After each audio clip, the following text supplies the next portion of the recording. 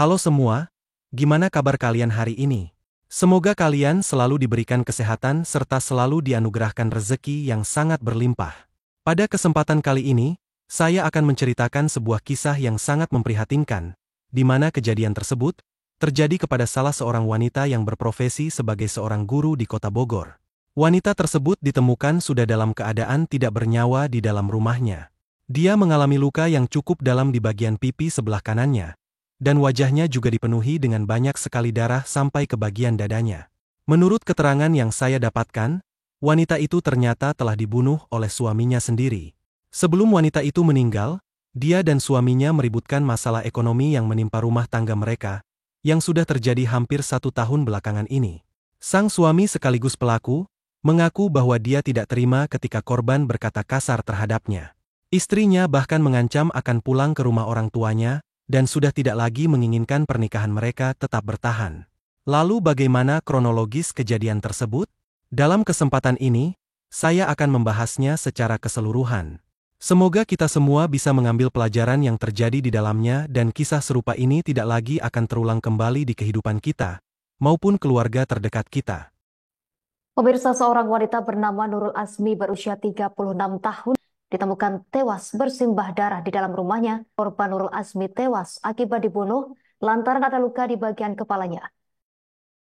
Wanita yang menjadi korban tersebut bernama Nurul Azmi, yang berusia sekitar 36 tahun. Dia anak ketiga dari pasangan Ibu Yulianti dan Bapak Ajis Muslim. Diketahui bahwa Nurul sudah menikah semenjak tahun 2014 yang lalu. Suaminya bernama Reza Mulyana, yang berusia sekitar 38 tahun. Dari pernikahan itu, mereka dikaruniai 2 orang anak, salah satunya berusia sekitar 9 tahun dan anak keduanya sekitar 5 tahun. Nurul dan anak-anaknya tinggal di rumah mertuanya yang berada di Desa Kedung Waringin, di Kecamatan Tanah Sareal, di Kota Bogor. Mereka menjalani rutinitas sebagai sepasang suami istri itu dengan cukup harmonis. Tidak pernah terdengar pertikaian ataupun perdebatan yang terjadi di antara keduanya. Dalam beberapa kesaksian yang disampaikan oleh kerabat dekatnya, kehidupan rumah tangga dari Nurul ternyata sering sekali mendapat ujian masalah ekonomi. Reza sempat beberapa kali dipecat dari tempat dia bekerja. Dari sini Nurul kemudian memutuskan untuk ikut bekerja dalam membantu finansial keluarganya. Dia kemudian bekerja sebagai seorang marketing di salah satu perusahaan makanan. Dirinya juga bahkan mempunyai pekerjaan sampingan sebagai seorang guru di sekolah usia dini, di dekat tempat tinggalnya. Dalam kesaksian yang disampaikan oleh teman-teman terdekatnya, mereka mengatakan bahwa sosok Nurul adalah seorang istri yang sangat mematuhi perintah suaminya. Dia juga rela untuk bekerja demi mempertahankan keutuhan rumah tangga, di saat ekonominya sedang terdesak. Nurul juga sama sekali tidak pernah mengeluh mengenai pekerjaannya meskipun dia bekerja dari pagi sampai malam hari. Hal yang dilakukannya ditujukan demi sang suami yang tidak harus pusing dengan kondisi ekonomi yang sedang serba kekurangan. Akan tetapi dalam beberapa kesempatan, Nurul juga sering bercerita bahwa dia merasa sedikit jengkel atas sikap dari suaminya. Suaminya seolah tidak mau berusaha mencari kerja ketika dia sedang menganggur. Bahkan suaminya asyik sendiri di tempat tongkrongan bersama dengan teman-temannya. Saat itu Nurul pernah menegur Reza dengan sangat keras. Dia tidak mau berjuang sendirian dalam memenuhi kebutuhan hidup. Nurul merasa bahwa dia seolah sepertinya dimanfaatkan oleh suaminya untuk bekerja. Meskipun Nurul sering memarahi suaminya, akan tetapi dia tetap memposisikan diri sebagai seorang istri yang tidak pernah berkata kasar kepada suaminya. Nurul juga selalu melayani sang suami di atas ranjang, meskipun dia sedang marah dan kecewa atas sikap kemalasan suaminya. Menurut keterangan yang disampaikan oleh ibu mertua dari Nurul, dia mengatakan bahwa dirinya tidak pernah secara langsung melihat anaknya dan sang menantu terlibat pertikaian. Sang ibu mertua itu juga mengungkapkan bahwa dia mengenal sosok dari Nurul adalah seorang ibu yang baik untuk kedua anaknya. Meskipun kondisinya sedang bekerja, tapi dia tidak pernah melupakan tugasnya sebagai seorang ibu yang mengayomi dan mendidik anak-anaknya di rumah. Dalam posisi ini, sebenarnya Nurul menutup diri dari mertuanya. Sebenarnya dia ingin bercerita tentang kelakuan suaminya yang dia rasakan selama ini. Nurul juga ingin mertuanya itu nasihati putranya yang tidak kunjung bekerja. Namun, karena dia tidak mau membagikan penderitaan yang sedang dialaminya, Nurul lebih memilih untuk diam, dan di depan mertuanya seolah rumah tangganya dalam keadaan yang baik-baik saja. Hingga pada saat Nurul mencoba untuk lebih tegas terhadap suaminya, dengan memintanya untuk berjuang demi masa depan kedua anaknya.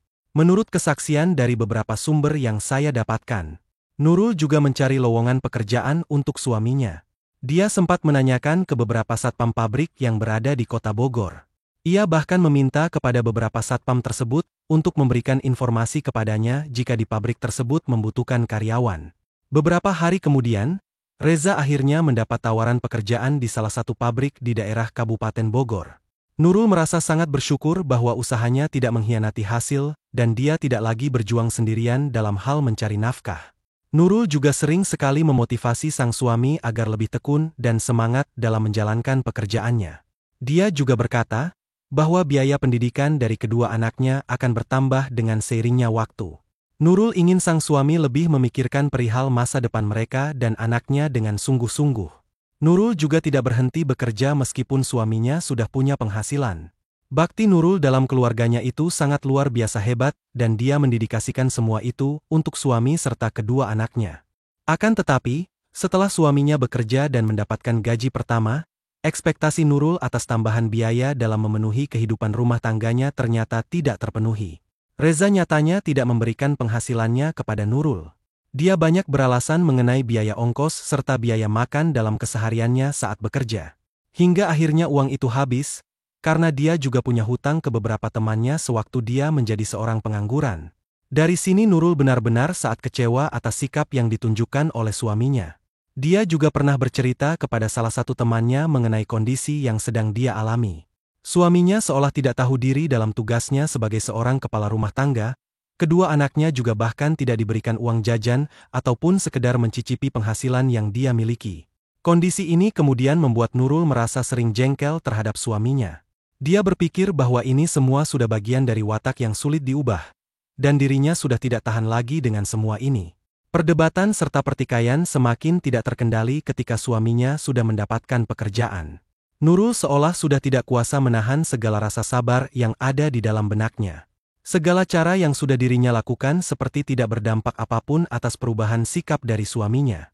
Hingga pada sebuah malam, bisikan-bisikan dari hati Nurul kemudian berkata dan menyuruhnya untuk berpisah dari Reza, sebab dia tidak punya harapan serta bayangan atas masa depan dari kedua anaknya, atas segala sikap ketidakpedulian mengenai nafkah yang Reza berikan. Menurut keterangan yang disampaikan oleh Reza di hadapan petugas kepolisian, dia sempat mengaku bahwa pertikaian di antara mereka terjadi sebelum Nurul dibunuh. Ketika itu, Reza mengajak istrinya untuk melakukan sebuah hubungan suami istri. Namun sang istri malah menolak dan memasang wajah yang cemberut. Dia juga bahkan tidak mau melepaskan pakaian tidurnya dan malah menutup semua itu dengan sebuah selimut. Dari sini Reza kemudian marah dan berkata kasar kepadanya, hingga tidak terelakkan lagi perdebatan di antara keduanya. Reza juga mengungkapkan bahwa sang istri marah lantaran masalah ekonomi. Nurul menginginkan sebuah baju baru serta perlengkapan kecantikan untuk dirinya. Pada pengakuan ini, Reza merasa bahwa kondisinya tidak memungkinkan untuk mengeluarkan uang tersebut. Dia juga mengakui bahwa penghasilannya sangat sedikit dan hanya cukup untuk biaya ongkos serta makannya selama bekerja. Namun, pengakuan dari Reza seolah bertolak belakang dengan apa yang disampaikan oleh teman-teman terdekat dari Nurul. Mereka mengatakan bahwa Nurul tidak pernah meminta suatu barang yang mewah kepada suaminya. Yang diinginkan oleh Nurul tentu adalah sebuah nafkah untuk mencukupi hidup serta tabungan biaya pendidikan untuk kedua anaknya ke depan. Menurut keterangan yang saya dapatkan, tragedi yang memilukan ini bermula ketika Nurul sudah tidak tahan lagi mengenai rumah tangga yang harus dia jalani. Nurul kemudian meminta kepada suaminya agar dia segera menceraikannya. Dan Nurul ingin berpisah sambil membawa kedua anaknya ke rumah orang tuanya. Nada bicara dari Nurul juga sudah meninggi, dan bahasa yang dia gunakan sangat kasar. Hal ini kemungkinan besar membuat Reza merasa sangat terganggu dan amarahnya seketika mencuat. Pada saat itu keduanya kemudian bertikai yang mengarah pada tindakan fisik di dalam kamar mereka. Nurul diperlakukan sangat kasar oleh Reza. Di saat itu mulutnya dibekap dan kedua tangannya dicengkram. Tak hanya sampai di situ, Reza juga kemudian mengambil sebuah batang besi yang berada di atas meja. Batang besi tersebut selanjutnya diarahkan ke bagian pipi sebelah kanan bahkan sampai menyentuh bola mata dari istrinya. Teriakan dari Nurul juga tidak membuat Reza menghentikan aksinya. Dia malah seperti mendapat semangat yang lebih ketika sang istri sedang berteriak sakitan. Upaya yang Reza lakukan adalah sebagai pembalasan dendam atas perkataan yang tidak pantas yang sudah keluar dari mulut istrinya. Reza merasa bahwa sebagai seorang istri, Nurul seharusnya lebih mengalah terhadap suaminya. Hingga teriakan dari Nurul kemudian terdengar sampai keluar. Sang ibu mertua kemudian berteriak di pintu kamar dan menggedornya agar memastikan apa yang sebenarnya sedang terjadi di dalam. Sayangnya sang iblis sudah menguasai Reza. Teriakan dari ibunya untuk segera membuka pintu malah tidak dihiraukannya. Dan ketika sang istri sudah mengeluarkan banyak darah serta kehabisan tenaga, Reza kemudian membuka pintu dan membiarkan ibunya untuk segera masuk ke dalam. Akan tetapi, ternyata kondisi dari Nurul sudah tidak dapat tertolong. Kedua pipinya yang sudah tertancap oleh sebuah batang besi, dan darah sudah membanjiri ranjang kasur. Di sini Nurul sudah banyak sekali kehabisan darah, di hadapan sang suami serta ibu mertuanya. Nurul akhirnya harus menghembuskan napas terakhirnya. Sang ibu yang melihat menantunya sudah tidak lagi bernafas, ketika itu langsung memanggil suaminya yang berada di kamar lain. Dia benar-benar terkejut atas tindakan yang dilakukan oleh putra pertamanya itu. Kedatangan dari bapak mertua juga menambah kepanikan keadaan di sana. Mereka benar-benar tidak habis pikir atas perbuatan dari Reza yang sangat mengerikan terhadap istrinya. Pada kesempatan itu, Reza hanya bisa diam dan membeku. Saat itu Reza mulai mengeluarkan air matanya, dan seolah seperti baru saja tersadar atas apa yang sudah dirinya lakukan. Pada kesempatan ini, tidak ada lagi yang bisa dia perbuat. Kedua orang tuanya juga langsung melaporkan peristiwa tersebut kepada pihak kepolisian. Dalam kesaksian yang disampaikan oleh kedua orang tua dari Reza, mereka mengatakan bahwa ketika itu sang anak langsung menyerahkan diri, dan berkata bahwa akan mempertanggungjawabkan semua perbuatannya di depan hukum yang berlaku.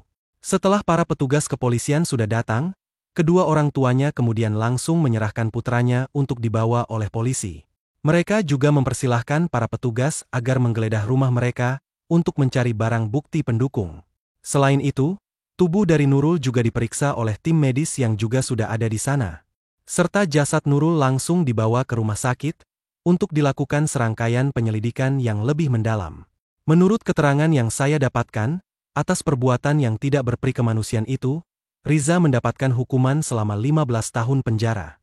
Sebuah tragedi yang cukup memilukan, dari kisah pernikahan yang terjalin selama 10 tahun lamanya.